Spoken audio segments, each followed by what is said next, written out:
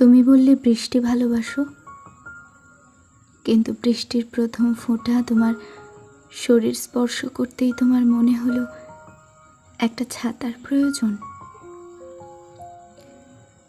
এক টুকরো রোদ গায়ে মাখার জন্য ব্যাকুল ছিলে, কিন্তু রোদের তীব্র আঁচ আসতেই তুমি ছায়া খুঁজে পেতে ব্যস্ত হয়ে পড়লে।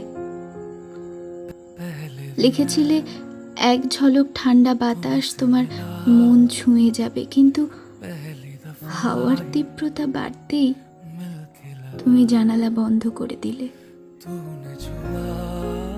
আসলে জীবন এরকমই, পাওনা জিনিসে সন্তুষ্ট আমরা খুব কম মানুষই হই, আবার প্রাপ্ত জিনিসের মর্যাদা না করতে পেরে খুব সহজেই তাকে হারিয়ে ফেলি।